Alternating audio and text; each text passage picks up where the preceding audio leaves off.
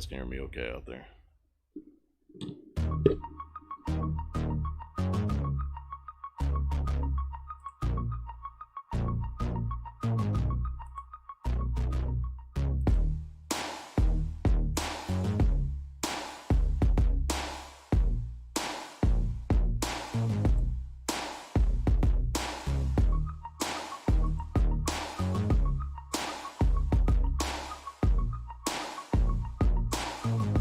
Check 1, 2, 3. Let me know if you guys can hear me clearly out there.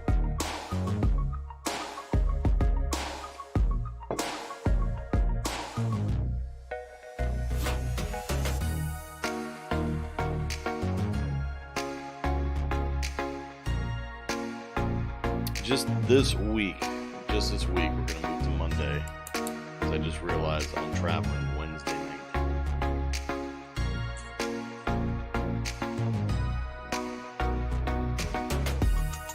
Special show just for you guys.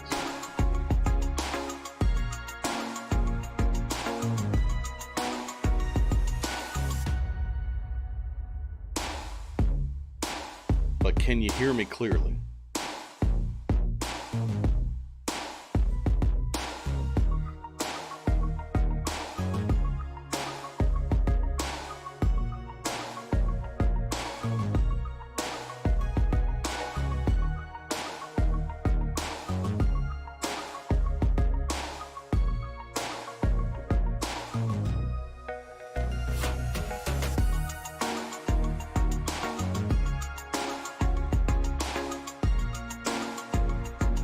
Man, I really hope you guys can hear me all right.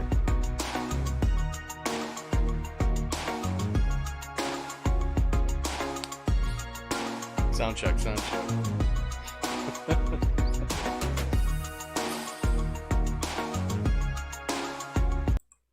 I like that sound check. Give me another sound check. Can you guys hear me okay? Is this thing on? I'm going to keep asking Parker and to keep giving me a sound check. Everybody all right? Can you hear me? Everything good?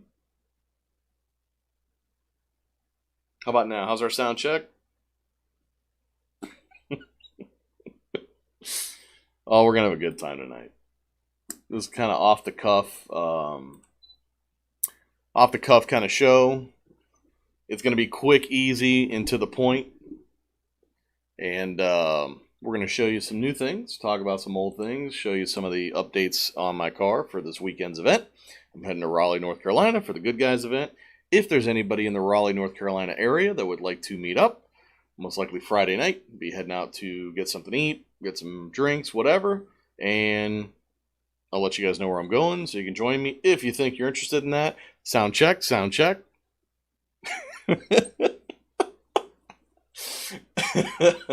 If you're interested in meeting up, make sure you reach out to me either via YouTube, private messenger on Facebook, IG, email me, frank@pbhperformance.com, and we'll get you we'll try to hook up, try to meet up and have a good time and sound check, you know?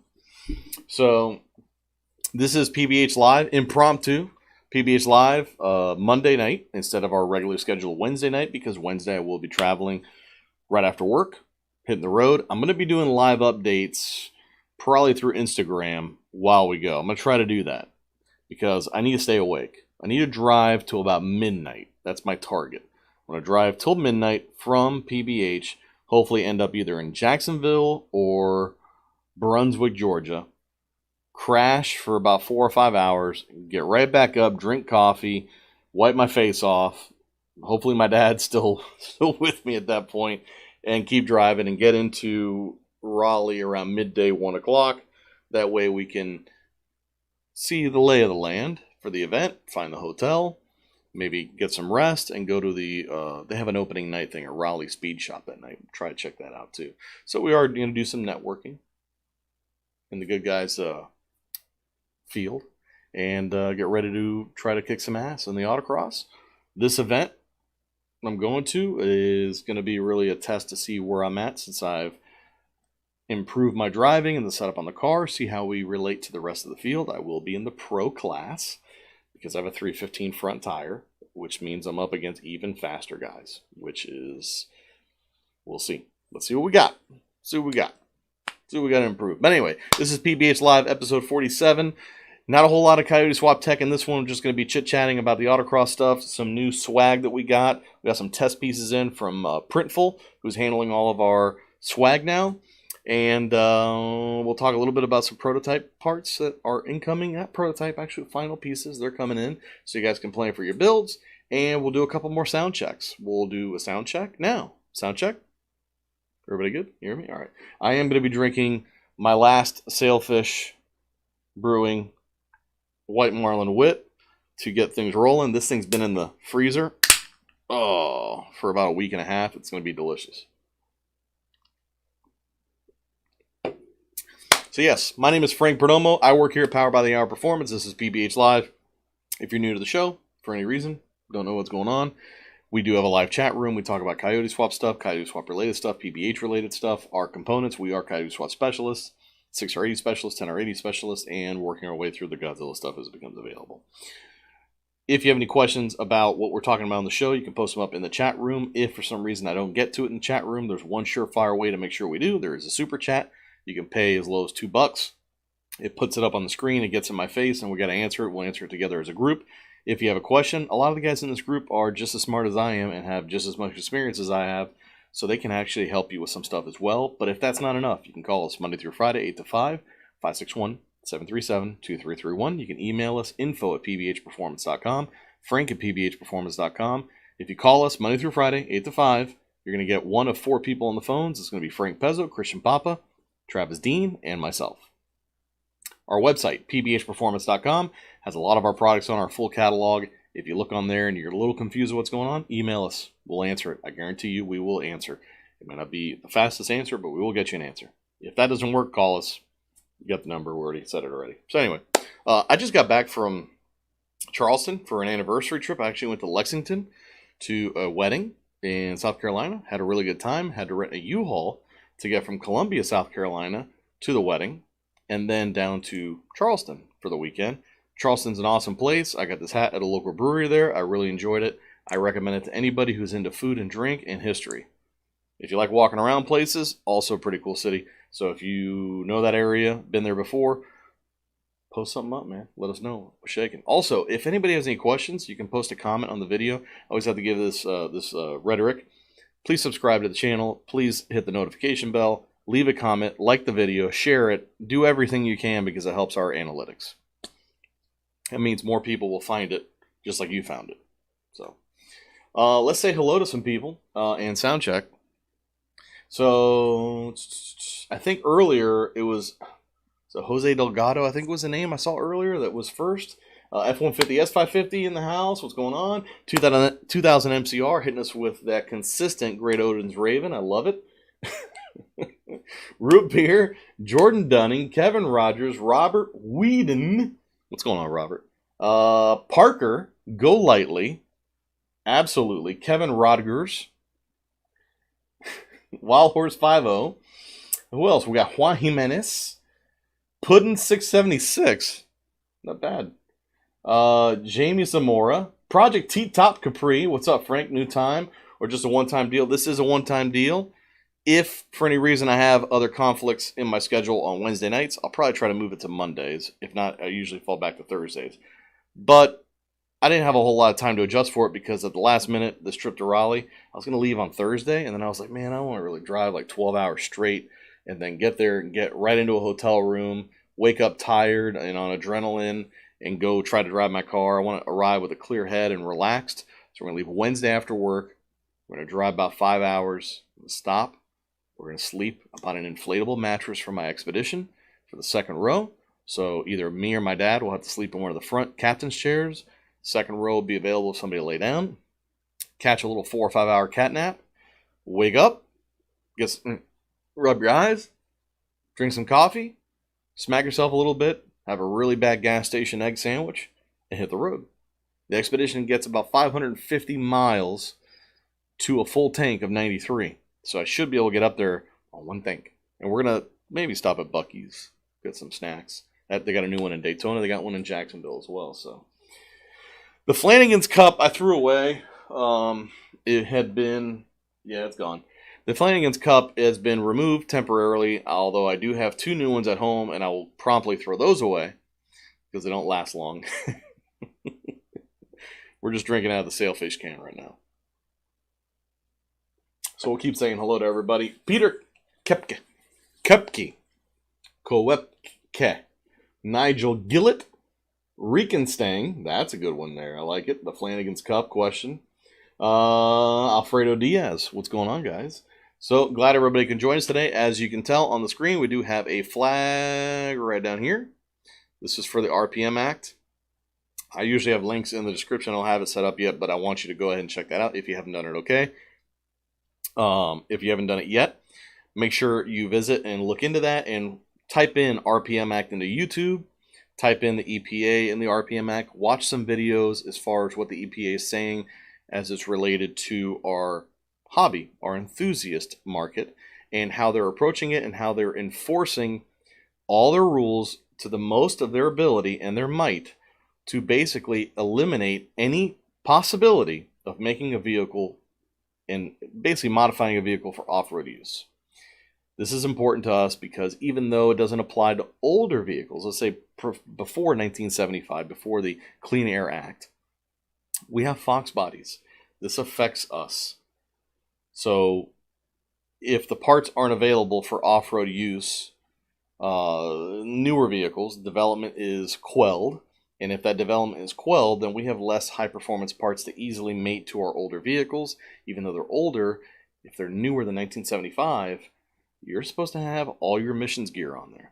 And you can't convert a car for full-out racing. So all the parts to do that will be eliminated, and that has a lot of reach because anything related to evap systems and gas tanks and cold air kits, variable cam timing, all of that falls underneath that. And if companies can't mess with that stuff and make products and find a market to sell components for solutions that are needed for different projects, it's a problem. So definitely support the RPM Act. I think it's Representative Hudson is the best guy I've heard speak about it. He's got a bunch of videos on YouTube, and the guy is on the committee that looks over the budget for the EPA, which is really cool. So he's got a really good spot to try to help us out, and he's the guy that needs the most help and the most support. So definitely check it out. Yes, hello Nigel. Built for Speed. Hey Frank, just curious. Don't have a plan to go auto, but curious that my buddy mentioned that that triggered me to ask what. Let me try to read this again. What would PBH ever try making 1080 swappable to Gen 1? Okay, so basically the question is, his buddy mentioned going auto, so he started thinking, what would it take to do a 10R80 behind a Gen 1 or Gen 2? To my knowledge, and what the guys at London Racing have explained to me, it's not possible with a Gen 1 or Gen 2 computer. If you want to run a 10R80, you have to have a 10R80 computer. So that means we've got to run a Gen 1, Gen 2 engine off of a Gen 3 computer, which no one's really attempted to do, and it doesn't sound like it's something that's going to be easy to do because you got direct injection and so forth. But I could see a path to do it, right? If you eliminate the direct injection, which you can on a Gen 3, it just has port injection. Now we're one step closer. You probably have to put a Gen 3 engine harness, Gen 3 throttle body, mass air stuff, whatever is needed, sensor differences and so forth, and run the Gen 1, Gen 2 as a Gen 3, and then use all the Gen 3 wiring and control pack stuff. So I think there's a path to do it. No one's done it yet. Not that I know of.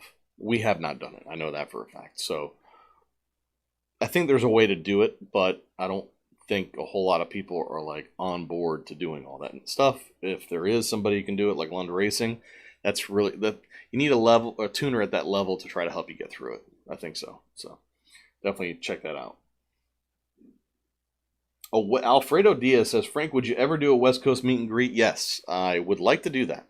It's going to take flying out to an event, but I think there's going to be value for us to get either out to the Arizona, California, SEMA's always a consideration, kind of, maybe. But finding the right event to get out there, especially since we really can't bring a vehicle, we're just going to be suitcasing it, being part of it, networking, and then just setting up some sort of meet and greet so you guys can meet up.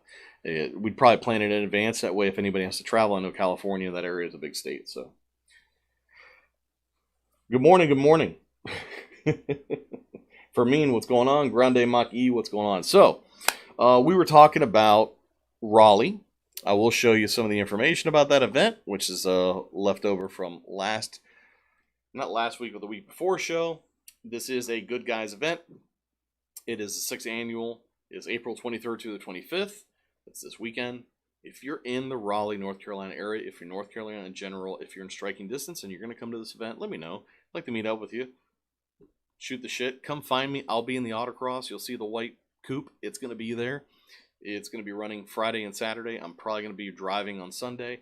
I'm probably going to be leaving Saturday after the event to do the same thing as we did on the way up there. Just to drive a few hours, cut the trip down, that we can get home at a good time, let's say Sunday. So we're not killing the whole weekend. So those are the things to read about. If you want to register for this event, they do have an All-American Sunday where any domestic vehicle can get in the show or compete in the autocross. So if you got a newer vehicle, no problem. You know, you can sign up and go have fun. That fabulous Ford's Forever in SoCal, that's been on my radar for a long time. That might be the one. If not, one of the Good Guys events out there, because I know they're really, really big out there. That's where their home base is. Yeah, checking order statuses right now are probably not on the table for me. So, okay. So one of the things I did this weekend is I had to prepare my car for this event. And I had a bunch of like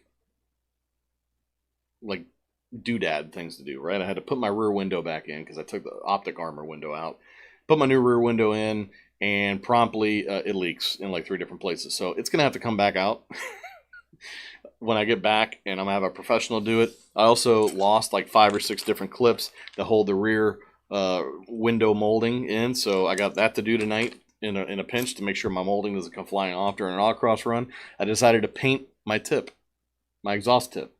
It looked like trash. I had to wax the car, check all my fluids. Oil looked good, trans looked good, diff looked good, power steering looks good, all that stuff checked out. Plugs look good, catch can's empty, got all that stuff knocked out. But I had to rotate the tires, check the brake pad life, check the brake fluid. Everything looks good there. But it gave me a chance to kind of film what I was looking at. And this is the first time I've had these tires off since I got the new RT660s, since I went to the 315s and the new alignment settings and toe settings. So what I want to do is show you a video. I just did it on my cell phone. It's not the best production quality stuff. That's why it's not going to be a video on the YouTube channel. But just to give you an idea of what I was up against and show you what the tires are doing, it also leads into why I'm doing that cambered rear end, that full floater deal. And by the way, did you guys watch that video? Did you guys like that video? I got a lot of good responses from, a lot of likes, comments, and so forth. Thank you if you did watch it and leave a comment. I really appreciate it. But this is kind of what's going on. It's going to what you're going to see here is the tire wear from the front versus the rear. And I'm not sure if all of you have ever seen this. I'm used to seeing it because I've been running my car in this respect for a long time, and I'm used to rotating the tires because of this wear. But I'm not sure if everybody sees this because a street car may not be noticeable, but check this out. All right, guys, you're in my home garage getting things ready for the Raleigh event with Good Guys, and I wanted to show you what's going on with my tire wear on these RT660s. Now, we're talking about doing the cambered rear end on my car, and I'm going to show you the difference in the wear pattern and where the tire is actually seeing contact between the front and the rear of the car. Now, remember, in the front, I got a good amount of negative camber. I've got toe, all these things working. You got steering angle, camber gain when you're trying to steer it aggressively. So naturally, the front tires wear more of the circumference of the tread. So I'm going to show you what that looks like here real quick. All right, so this is my Falcon RT660. It's a 315, 3018. I've been running these now. I've ran them for 3 events, and I did a camber adjustment alignment change before the first event with them, and it stayed in there, and I haven't seen any changes in that alignment. So this is the outer edge of the tire. So that's where the face of the wheel is, and this is the inside. Now, wear overall, fairly even. I think that the inside's definitely getting more work. You see some of this feathering on the outside. That's due to some tire pressure adjustments that I made, I believe, when I ran too little tire pressure, and I actually ran the wear bars down a little bit. As you look at your tires, you're going to find these little triangles. Those are your wear bars, and that's showing you basically where the end of the tread is. And as you can see, I've been through different tire pressure adjustments, actually running it a little bit beyond there or midway through there, to the point where I've worn off the little nubs that are all the way at the end of the tread. In the other side, on the inside, you can see that we haven't had that. We're right on the money as far as on the wear bar, and the evidence is that we haven't worn off these little titties here. So inside's good. I must have been running too low of a tire pressure to get this situation here, which I've made an adjustment in the last event and definitely helped out. So now we're going to look at the rear tires. Now the rear tires, obviously being a solid axle, don't have any negative camber or toe adjustment to them. So we're at the mercy of whatever the rear end kind of wants to give us when we're working it out there on the course. And usually what happens is your axles do bend during use, and it's a little erratic. It's not enough to really notice it, but when you have evidence of tire wear, you can kind of see where the deficiencies are and where negative camber would probably help you. Now you saw what happened on the front tire and how much of the tire we're using. Now let's take a look at the rear. All right, so I put the rear tire next to the front tire. Front tire is on the left. This is the rear. And then the same orientation. This is your outer edge. And as you can see, we're getting pretty good usage here on the outer edge, where probably another tire pressure adjustment caused me to roll over a little bit. In the last event, you can see that the kind of where it looks like it's melted a little bit.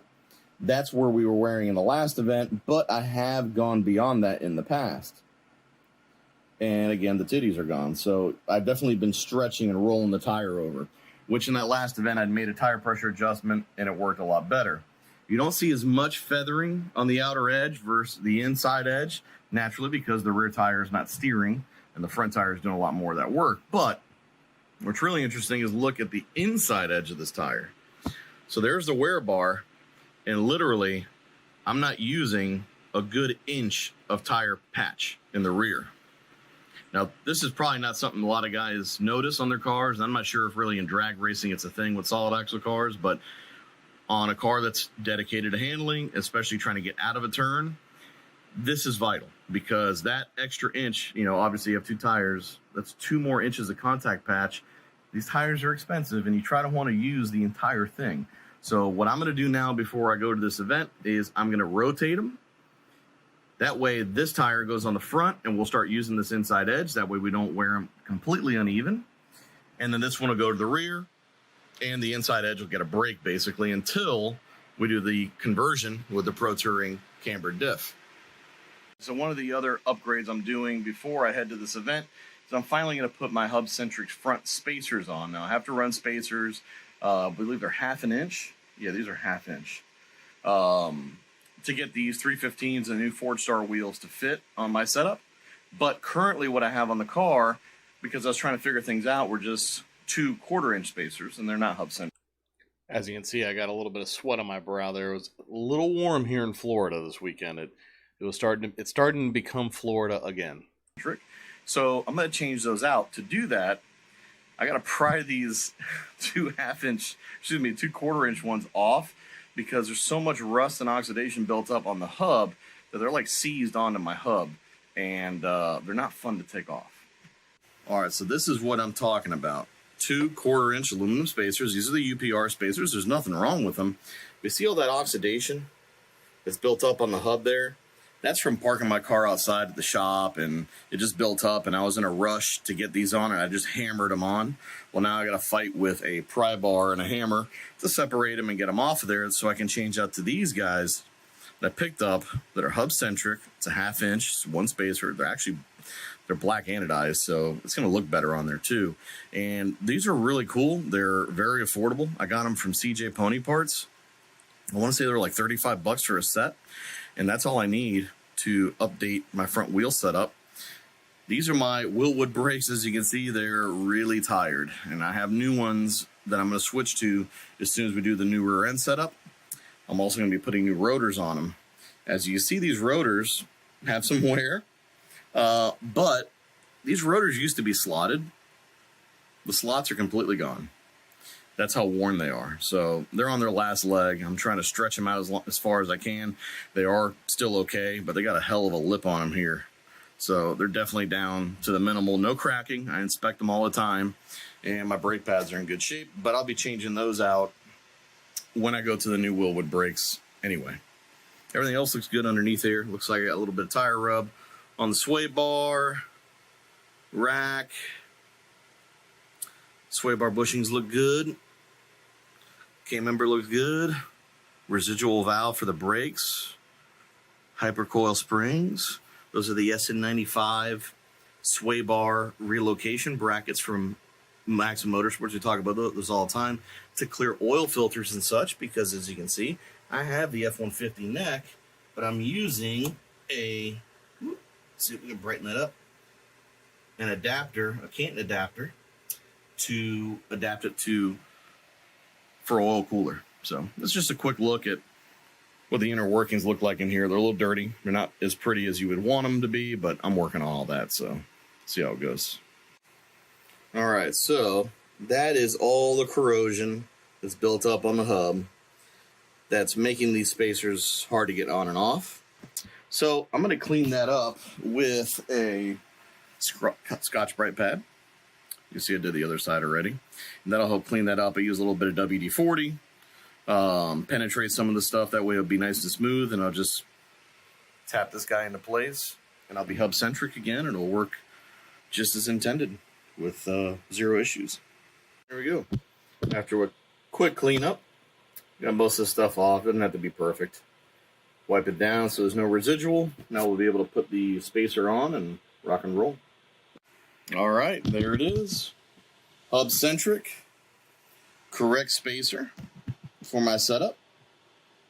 Nice little piece. CJ Pony Parts sells these. They're quite affordable in my opinion, considering what they're giving you there. And they're anodized black, so it kind of mixes with the rotor a little bit if these were in good, clean condition, but they're not. This is a battle vehicle.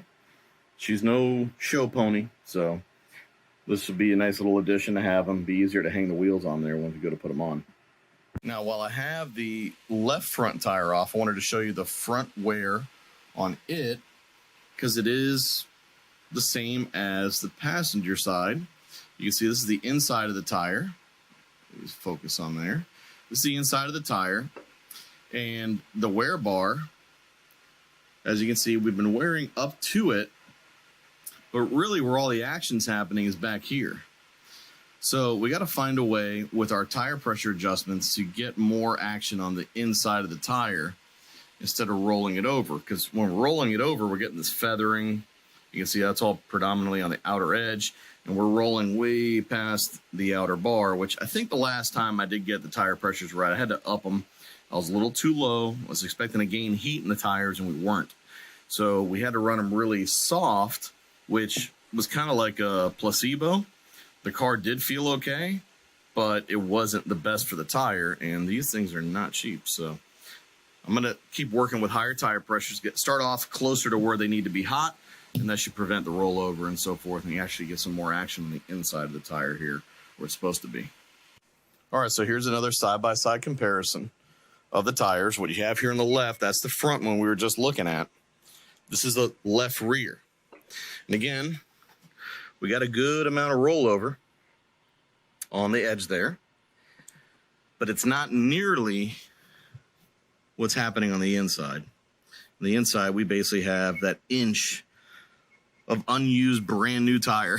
It's unlike the front where we are still getting some usage there. We can definitely improve it. So this is only going to get fixed with the cambered full floater rear end that we're building. This is more alignment and tire pressure, trying to get a little bit more action on the inside versus the outside. So we're not predominantly laying on this part of the tire. We're using a majority of the tire in the turns. All right, that's it. Yeah. What do you guys think of that? What do you think of those tires?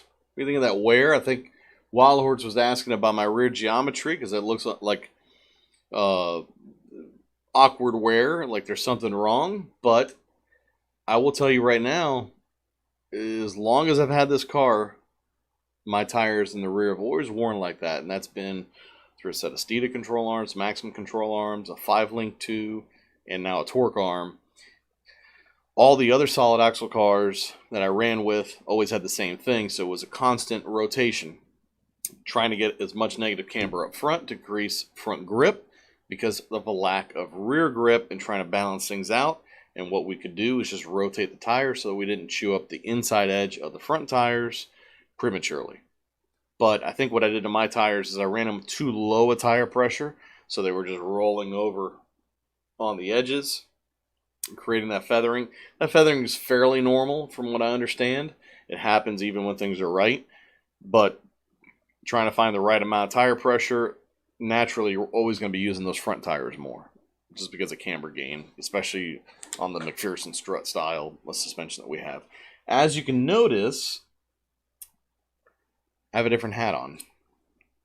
This is one of the new hats that we got made through Printful. These are available on our website, I think in like 4 or 5 different colors. When we say 4 or 5 different colors, the PBH is a different color. We got green, blue, red, and black, and then you can choose your color of hat. And within about 10 to 14 days, you get your PBH hat. Now, if you're not flipping over with excitement because of this hat, you want the older style one you see behind me with it off to the left.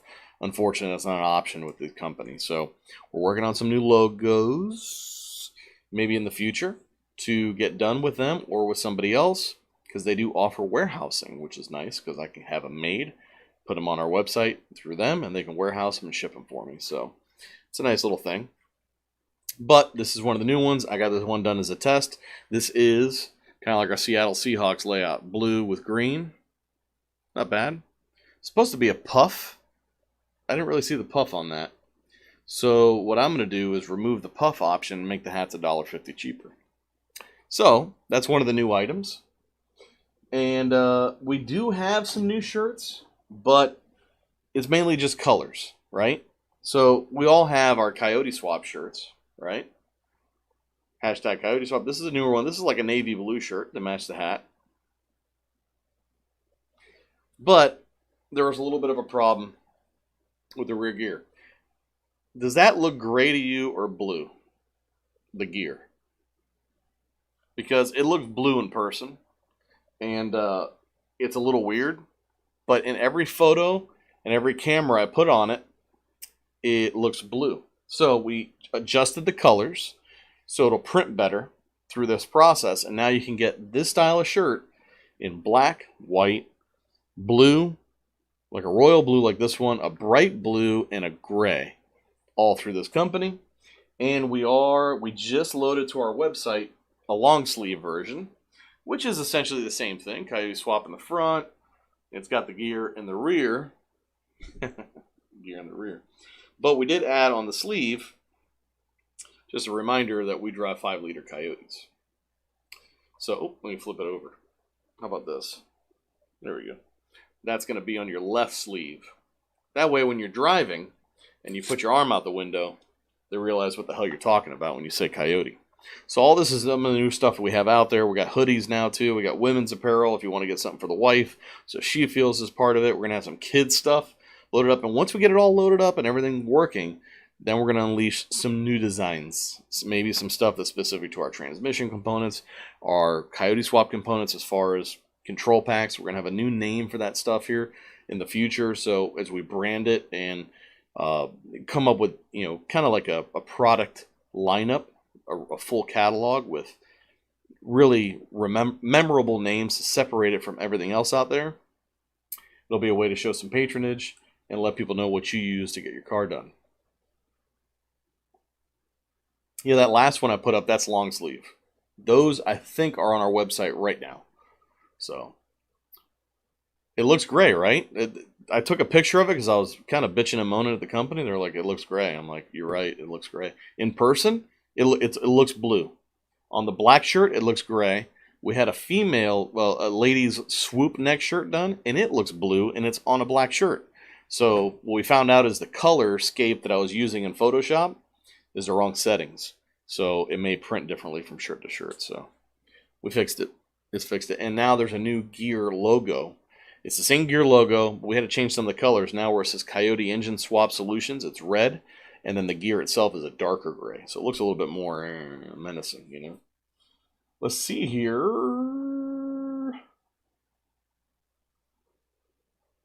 Let's get some comments.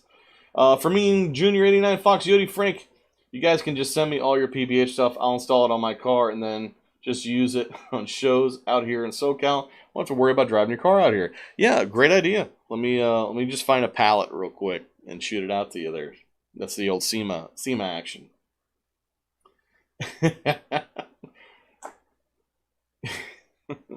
Let's see. Alfredo Diaz says, I'm looking at ordering the AC setup for my car. If you need a badass drivers for your booth. Okay, yeah, absolutely.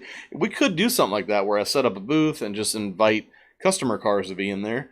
But I'll be honest with you, it's better for us to be on foot than there is to be hunkered down in a booth, cemented to the ground, waiting for people to find us. I'd rather go out there and be able to walk around and be part of the show, be active, go hit the other booths as needed, and then go find our customers in the crowd and then spotlight them.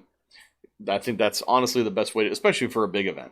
We're not exactly, when you go like something like the Good Guys event, we're not exactly a booth that needs to be had.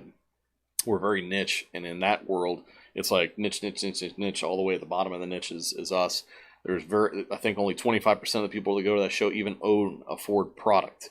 So if there's 100,000 people, great. There's 25,000 Ford guys there.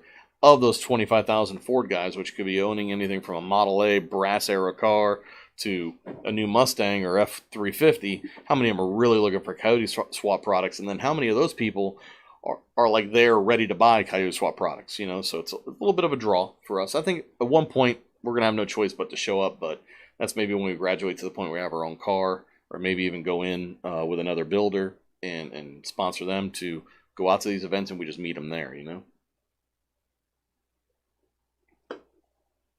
All right, so let's get some other comments here. Alfredo Diaz is, he says, it looks like you almost had positive camber, possible bent tubes. Now, the differential that's in my car right now has 9-inch axle ends on it, right? And when we do that, we can compensate for the bent tubes because we put like a bar, straightening bar in there. It hooks to the carrier bearing main cap area, right?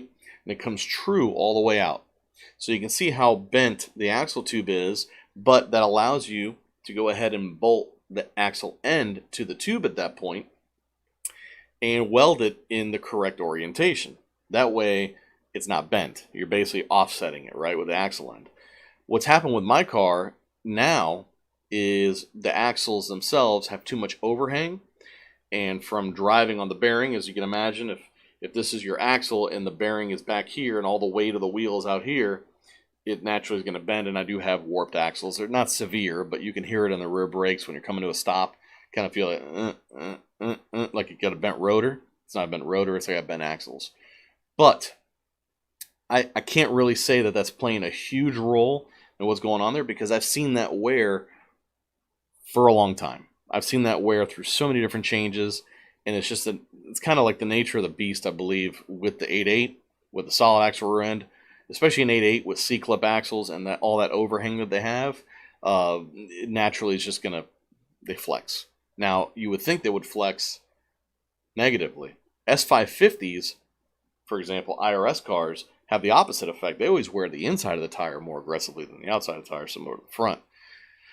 The solid axle cars, in road racing and driver's education, performance driving, I've always seen them wear like this, and it doesn't matter what we do to it. So I don't know if my bent axles have a huge role to play in here. Honestly, I look at that and I don't even see a problem other than an inherent problem to that rear end and this car in particular. Basically, solid axle cars all over the place. In drag racing, I don't think it becomes too much of an issue because most of the guys are running a softer tire that expands. And they're always worried about wearing the center of the tire. I'm trying to put it all the way down. They have really soft sidewall. so it'll kind of crinkle to what you're trying to do. And I think it, for the most part, overcompensates for it, right? Or compensates for that failure inherent to the design. In my case, we don't have that. We got stiff sidewall tires, we got high tire pressure, and we're really just kind of trying to stick it to the road. And the tire, if you look at it in slow motion, it'll start flexing left to right, even if it's in the rear, but it still doesn't really use that inside. And I think from spinning it, it naturally curls down. It creates positive camber in the rotation of the axles. So that's where you get that inside starts to pick up a little bit. So when I do the full floater rear end with the negative camber, I think it's going to take care of that. And it'll still, it might, well, no, it won't have that flex anymore. So I may end up having to put less camber, less negative camber, more positive camber in the rear end to correct it based on what we see. But I'm going to go all out, 1.5 degrees. Let's rock right off the bat. Let's do it. So that's what I think. I may be wrong. I'm not Jack Hidley. If Jack Hidley was here, he'd tell you something different or something correct. But that's what I see. Yeah, you know, Alfredo says, yeah, body roll, that kind of stuff. I don't have a whole lot of body roll in this car. It's got front and rear sway bars. It's stiff as a board. It's got a full cage in it. Even when I did have body roll and I ran it without a rear sway bar, it did this. So I've never done anything to my car as far as after my enlightenment into the Mustang performance world, when I started really understanding things, I never did anything to that car to improve or worsen this condition. So I've always accepted it as this is what they do. And then looking at the other cars that were in the paddock, my buddies that ran with me, that's what we all had to contest with. So I don't think it's a singular thing. I think it's just nature of the beast. I like to show it to you guys because, again, I don't think a whole lot of us get that kind of insight from these kind of cars in this arena. It's not a problem you hear about. That's why we're all kind of, you know, throwing darts at the board going, maybe it's this, maybe it's that. I don't think it's really even a problem that you can address short of what I'm doing to my car right now. So, or put an IRS in it.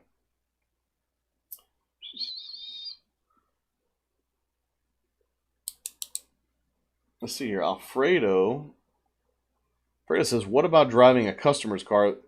If, and be honest, tested mine out. It's a full autocross build. I mean, I'm a driving instructor, and even in those settings, I always try to shy away from driving students' cars because I don't want the student to feel like I'm beating on the car, and we never drive it to the full potential. You also don't ever want the situation where you invite somebody to drive your car, they break it, or they have a bad instance. I've never wrecked a vehicle. Doesn't mean it won't happen. And I wouldn't even know what to do with myself if I got into somebody's car and something happened, whether it's me or the car, and I wrecked it. But if it's autocross, I have seen people wrecking that autocross, but it's usually like an Oldsmobile that, you know, has 7-inch wide tires, and they turned and they locked up the brakes and they hit the concrete barrier. I don't think that's going to happen to us, but I don't know, Alfredo. If the opportunity were to arise and I can sneak in there for a session or two, by all means, I'd love to do it. Or if we can just get together and do a video or something like that, that'd be fine with me too.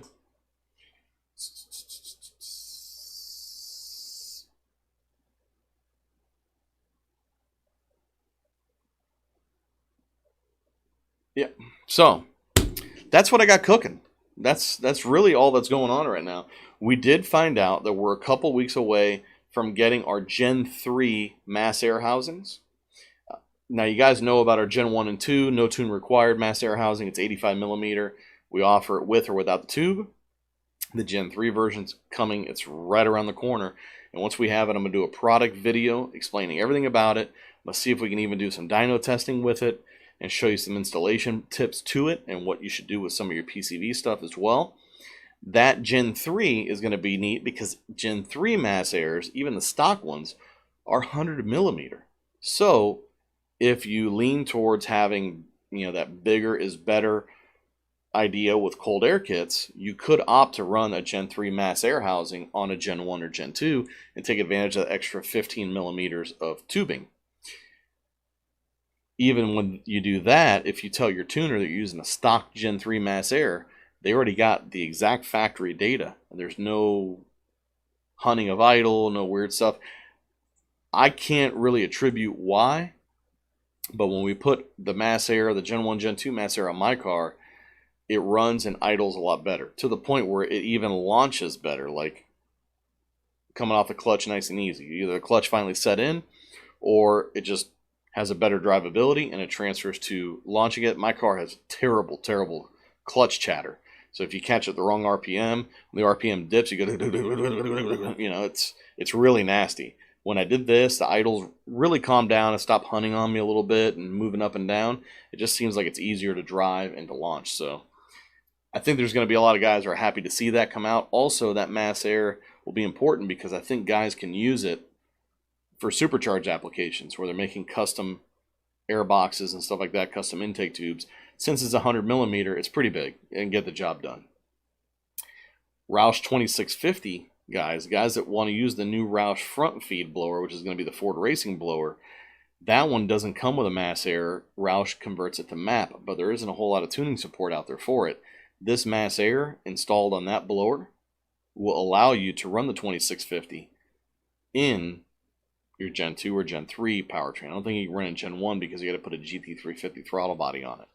That blower, not the most popular one out there. I would say it's not the most powerful one out there, but bang for the buck, definitely gets the job done. But yeah, man, we're excited. We're heading out Wednesday night, my dad and I. It's kind of like a father-son trip. We haven't been able to do one in a while. I wasn't able to go to the turkey rod run with him, and wanted to kind of make it up to him. So I booked the hotel. The tickets to get into the event, I think, are like $60. And we're going to head up there and drive our butts off. We're going to have a good time. I took him to the Nashville event when I went back in 19, but it rained and nobody showed up. I think these Good Guys events are going to, all car shows are going to be packed because everyone's just dying to get out of the house. In Charleston, everywhere we went, people would ask you, hey, where are you from? We'd say West Palm Beach, Florida, and they'd look at me weird and go, well, what are you doing here? Your state's fine. I'm from Minneapolis. I had to get the hell out of there. I'm from Houston. I couldn't take it anymore. I'm from here. I'm from there, whatever. And it just kept like this resounding wave of like, what are you guys doing? You guys already live in paradise. We're just trying to find some. And, they don't realize that we're just on our anniversary and we just wanted to come to Charleston. But there is a lot of people out there that haven't been able to get out. And events like these, car shows in general, I think are going to be one of those places that they're going to get out and go make it happen. One dude told me he's not even on vacation, but he's working remotely. So he's just working out of a cheap Airbnb, and he's on vacation at the same time. That's not bad. Not an option regularly, so it's pretty cool. But anyway, I'm going to let you guys go. Just a quick show this week. I am planning on doing updates on Instagram, maybe even through YouTube, to keep you guys engaged on what's going on live as it comes about. So if you haven't followed our Instagram or my own Instagram, I am Frank PBH on IG. You got PBH Performance is the shop. Definitely follow both those pages, and I will be doing story updates, basically. That's the easiest way to do it. I'm probably going to be driving, listening to different music, talking shit with my dad, that kind of stuff. And then when we get there, we'll post some pictures and talk about what's going on, how the event goes, keep everybody up to date. Yeah, I think SoCal needs to happen. I was planning in 20 to go to Arizona for the Good Guys event, but maybe we'll find a way to go to Southern California, do like Del Mar, the Fabulous Fords Forever. It's almost worth it to find two events that are close to each other and hit it for like a solid week and be there for a full week. But I know things are a little tough right now in California, man. Some areas at least. So we'll have to really tread lightly there and make sure when we can go do everything that we want to do and not be hassled too much. Matt 2011 GT, looking for some Boss or Gen 2 heads, not having any luck. Do you guys ever run across? We did have a couple sets here and there. The last batch of cores that we got, we didn't find as many clean engines in it like we did the first time. If we do run into them, it's kind of sporadic. Our employee, Christian Pop on our sales team, He always is in charge of selling our used stuff. So he's a good guy to follow on Facebook and any of the groups that he's in. So friend request him, follow him, however you got to do it, because he's always the one posting the stuff up. He'll put it in the Coyote groups and that kind of stuff. We have a ton of Gen 2 camshafts. So if you need Gen 2 camshafts, intake, I think intake and exhaust, or just intake, we got a bunch of them. I don't know who would need them, but when we do these Gen 2 to Gen 1 conversions, we end up with camshafts left over. Alfredo Diaz says, will we have a Wednesday live? I'm going to be live at some point on Wednesday. It's not going to be produced like this, but I will be live, and it'll probably either be on Instagram or on YouTube. I'll try to do it on YouTube, but it's going to be from my phone, so I worry about quality. IG, Facebook, the quality is a little bit easier, so we may have to switch over to IG. We'll see for this week, but I'm going to try to keep everybody updated, just like you're there with me. Thank you, Nigel. Thank you. Thank you, Wild Horse. Thank you, everyone, for joining us tonight. I know it was a little impromptu. Didn't even get a whole lot of people in here, but we got the important ones, right? Our regulars are here to support us. So thank you guys very much. I will definitely keep you updated. If you have any questions, post a comment, like the video, subscribe, all that other fun stuff. Share the video. Email us, info@pbhperformance.com. Frank at pbhperformance.com. Call us 561-737-2331. Monday through Friday, 8 to 5. Thank you very much, Matt. We will definitely have a good time. Hopefully we'll find some good barbecue. I don't know if Raleigh's known for barbecue. I'm not sure. Oh, Anthony. Anthony's got a question. I called you about a week ago about some transmission news I had. Not sure if I remember, but I have followed your advice and it's doing what like new again. Oh, great. That's awesome, brother.